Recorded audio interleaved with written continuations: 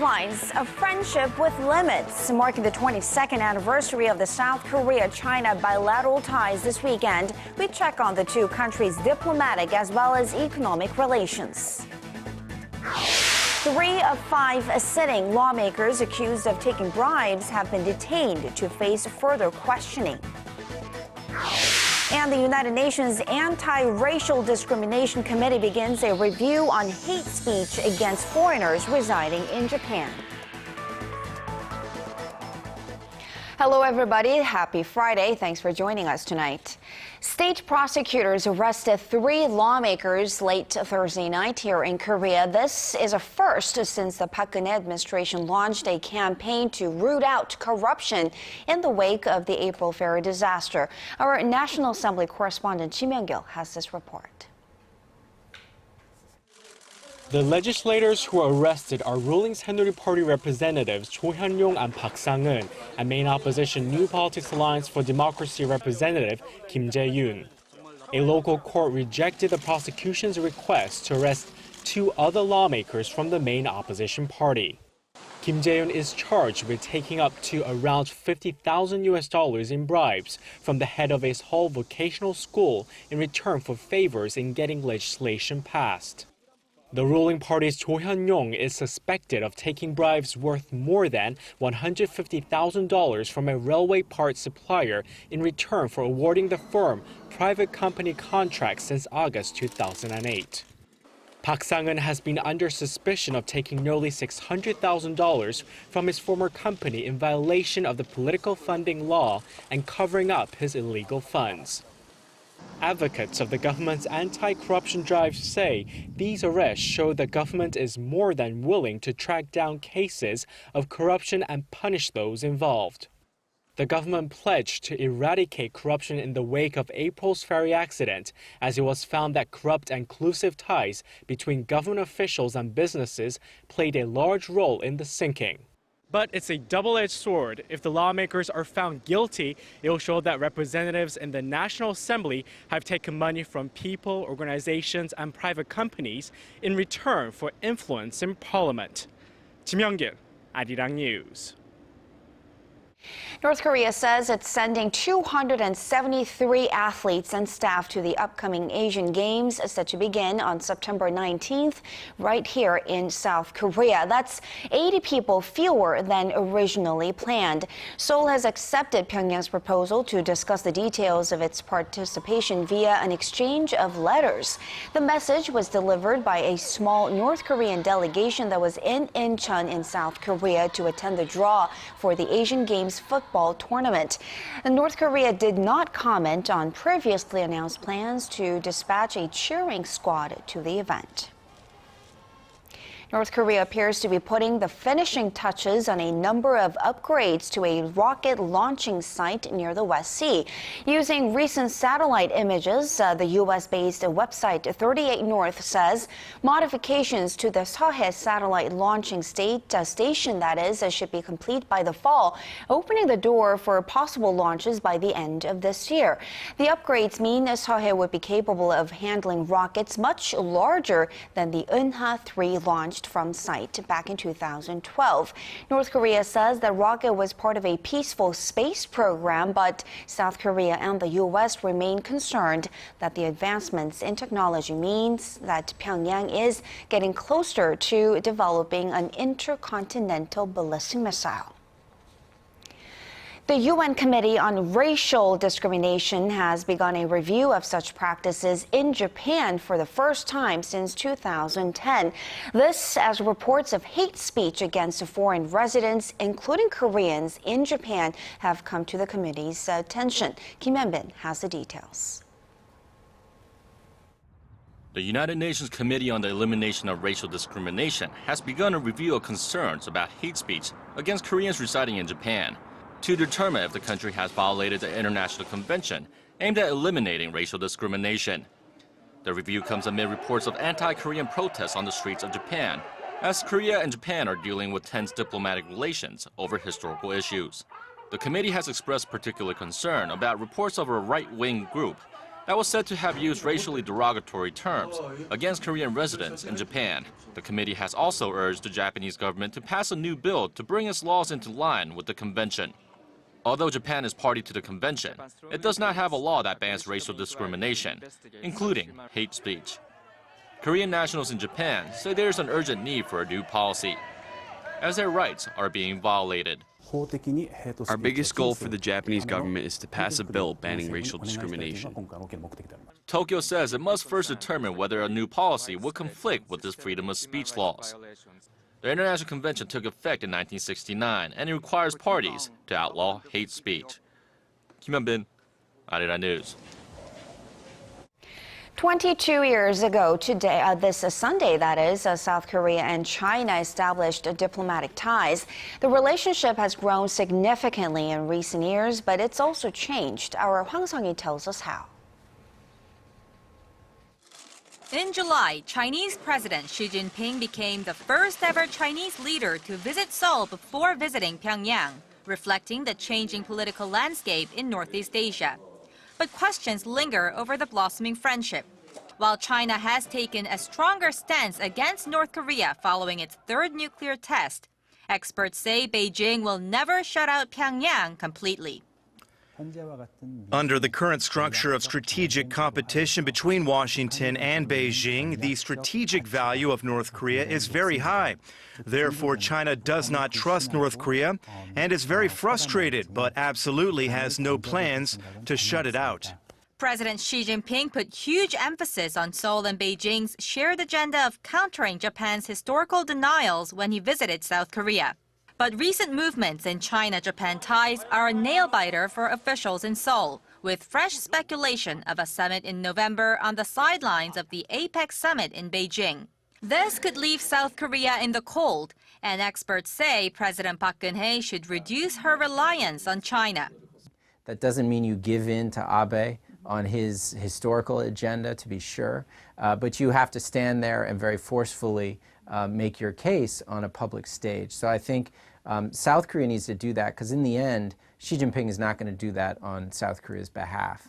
The improved relations with China are considered one of President Park's diplomatic achievements. But given Beijing's underlying tensions with Seoul's key ally Washington, experts say South Korea must be careful to never cross the fine line. Hwang Sung-hee, Arirang News. And over the past 22 years, China has become South Korea's #1 trading partner, while South Korea stands as number 4 for China. But there are challenges ahead, and our Hwang Jae tells us more about these challenges and the future of the two countries' economic partnership. In a little over 2 decades, Korea and China saw their trade volume increase 35-fold to over $220 billion. Now, China is Korea's biggest trading partner in terms of imports and exports, exceeding the United States and Japan and taking up more than a quarter of Korea's total exports. Korea is also China's 4th largest trading partner. But a recent slump in Korea's shipments to China that plunged 7% in July, marking the 3rd straight month of decline, point to some challenges ahead. The drop is coming from the slide in Chinese outbound shipments as Korean firms largely export intermediary goods to China. But aside from this kind of temporary reason, Chinese firms are now improving their own supply capacity as well. Adding that old business strategies will no longer sustain shipments to China, experts say the focus should now be on producing high-quality finished goods. The Korean government is also joining efforts to sustain trade flows that make up half of the nation's output. Earlier this week, President Park Geun-hye asked Jack Ma, the executive chairman of Chinese e-commerce giant Alibaba, to help Korea's small and medium-sized enterprises expand into China's online market. Still, there are opportunities that could lead to a pickup in exports to China. Negotiations for the Korea-China Free Trade Agreement are in the final stages, and the deal is expected to take effect as early as next year. The trade pact could boost exports to China. Experts said the popularity of Korean television soap operas and films in China will make it easier for local exporters to overcome uncertainties in the world's second biggest economy. Hwang Ji, Arirang News. President Park Geun-hye has vowed to foster Korea's southeastern port city of Busan as a financial hub specializing in marine and shipping finance and derivatives. The remarks were made this morning at a ceremony marking the completion of the Busan International Finance Center. The 63-story landmark will house 6 public institutions, including the Korea Exchange, as well as a guarantee agency for shipping companies. At a time when a number of Asian cities are racing to become the next financial hub on the continent, President Park said Busan, already an international distribution center, has the potential to beat its competitors with a specialty in marine finance and derivatives. The labor unions of Hyundai and Kia Motors went on a partial strike this Friday for the first time this year. Labor leaders and management at the auto companies are at odds over a number of issues, including whether to count regular bonuses as part of ordinary wages, as well as an extension of their retirement age. In addition to Friday's partial strike, the labor unions have refused to work overtime hours this weekend. Industry analysts estimate the partial strike combined with this weekend strike will cost Hyundai and Kia a combined $170 million in losses. Korea's national health insurer has gone to battle against the tobacco companies, and an American expert says they'd be ready for a long one. Korea's national health insurance service announced earlier this year that it was suing cigarette companies to recover medical costs incurred due to tobacco-related illnesses. But Professor Robert Proctor of Stanford University says that it will be difficult for the government to win its case. He also said that over 90% of tobacco users are addicted, and that going after the suppliers of cigarettes could be met with a public backlash. Proctor has testified as an expert witness in over 80 trials against the tobacco industry.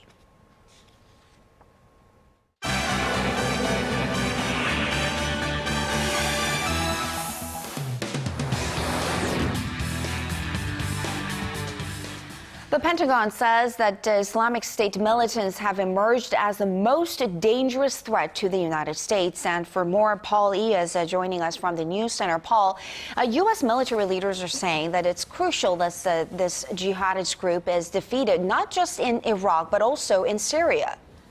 That's right. And following the gruesome beheading of an American journalist by the group, the United States says it will not back down. U.S. Defense Chief Chuck Hagel says the group is beyond anything he's seen. This as U.S. airstrikes continue to bombard IS targets in Iraq. Our Son Jong-in has more. Addressing the worsening security situation in Iraq and Syria, U.S. Secretary of Defense Chuck Hagel said the militant Islamic State group is beyond anything they've seen. Speaking to reporters at a Pentagon briefing on Thursday, Hagel said he assessed the group, also known as ISIL and ISIS, as elaborate with good financial support. ISIL is as sophisticated and well-funded as any group that we have seen.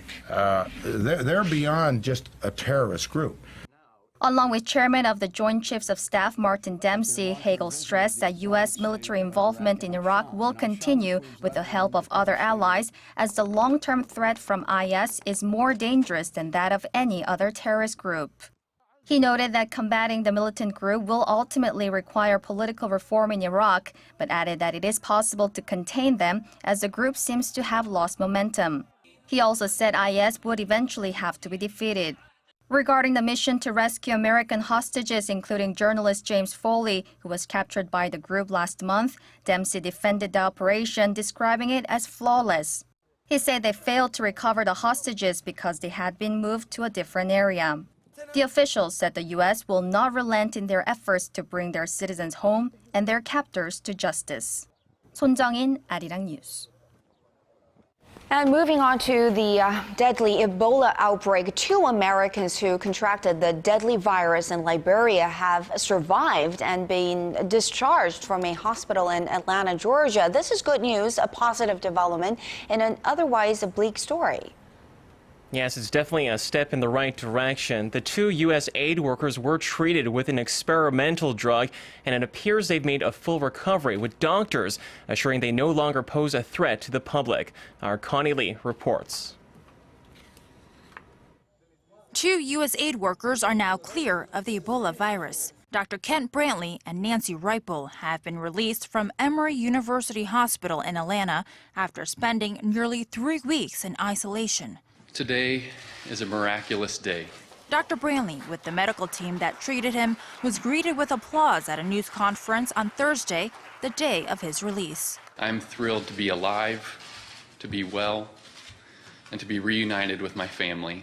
Nancy Reipel was quietly released from the hospital on Tuesday. Doctors say the patients went through a rigorous treatment and testing with the experimental drug called ZMapp. And according to the doctors, they now pose no risk to the public.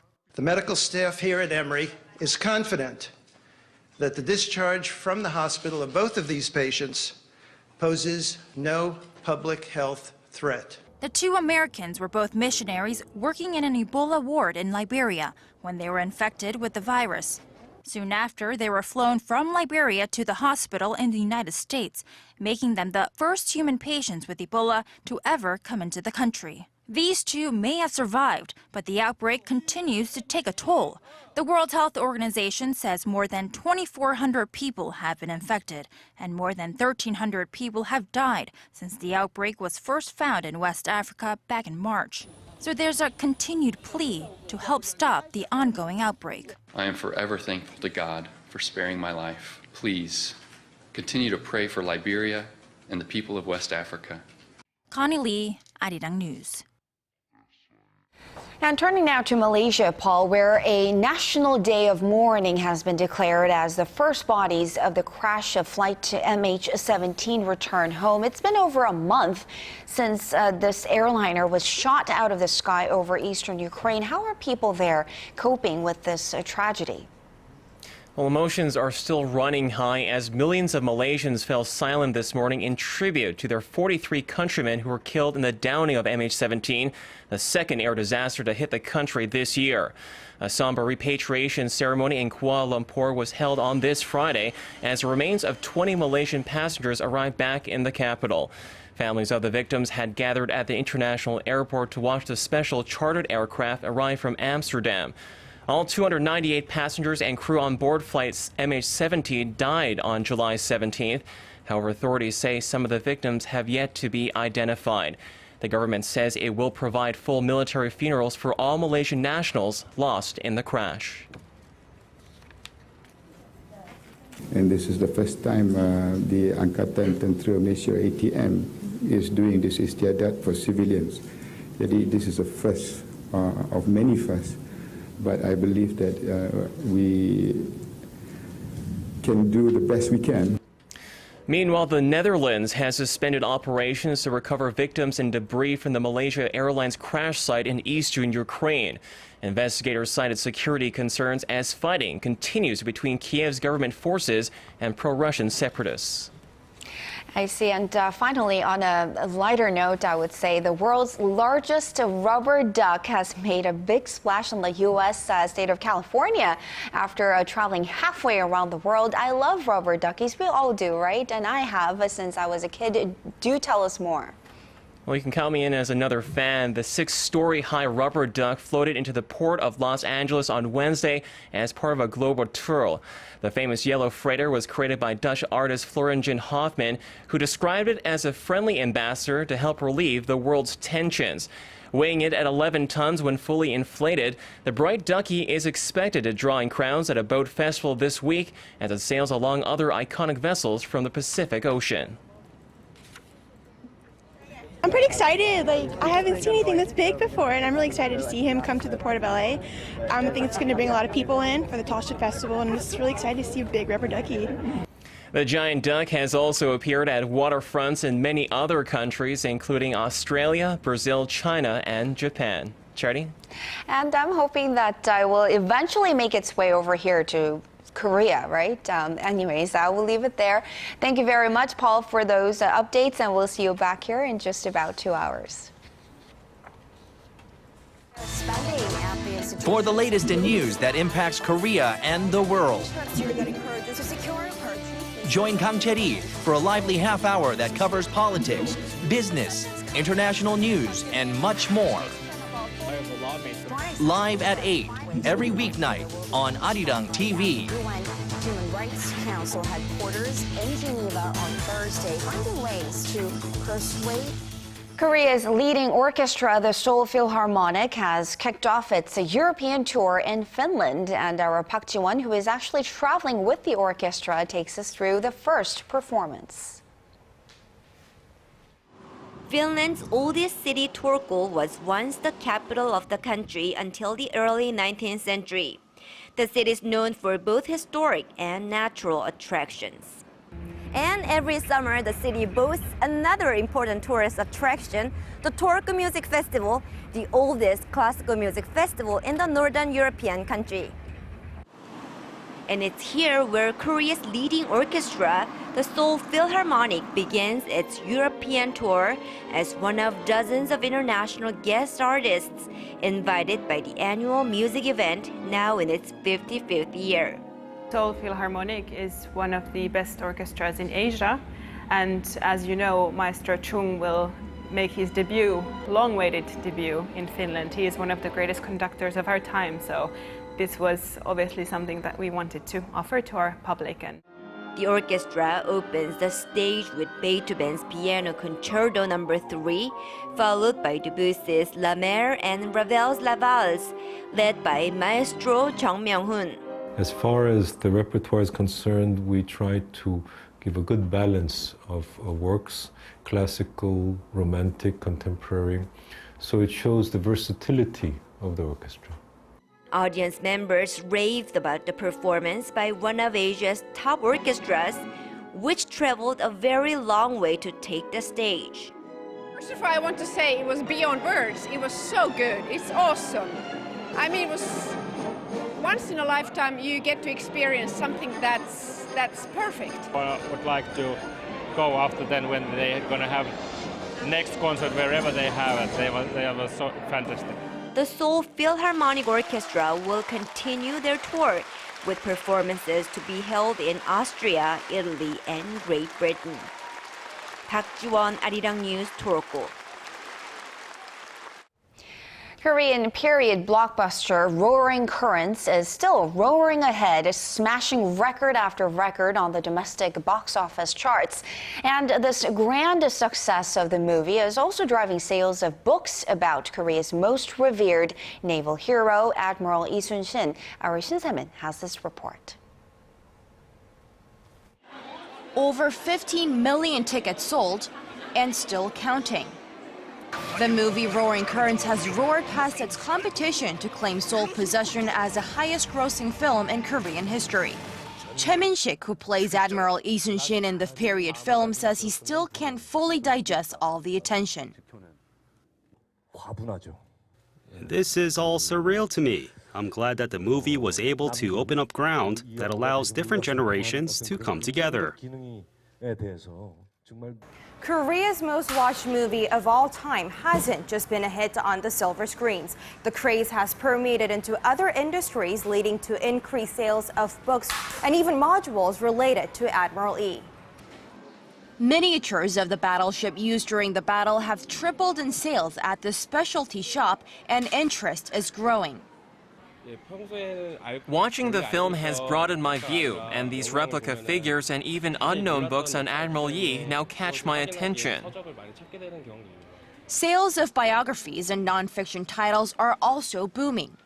More people are looking to read up on Korea's most famous admiral, and according to Kyobo Bookstore, the number of books sold have surged sixfold compared to the same period last year. As for why all this interest, movie critic Chun Chan-il says the timing of its release has played a big role. The fact that there isn't a firm role model like Admiral Lee in the nation is eventually coming to light through the popularity of this movie. It means that many people are wanting to rest and lean on such leadership that's shown by the character. 신세민, 아리랑 뉴스.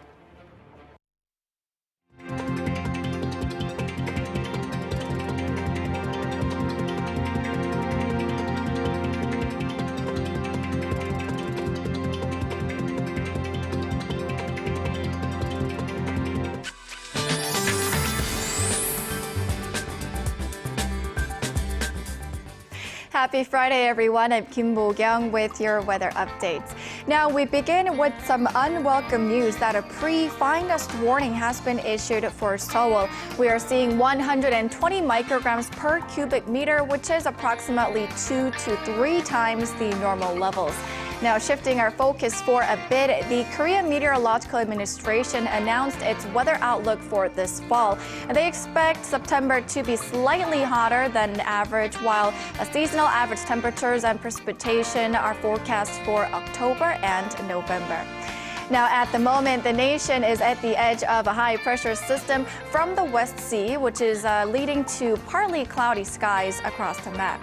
On Saturday, some parts of the central regions could get a little rainfall, but other parts of the country are looking at sunny skies with slightly higher mercury levels compared to today. And then on Sunday, showers are set to make a comeback down south, which will spread nationwide on Monday and Tuesday.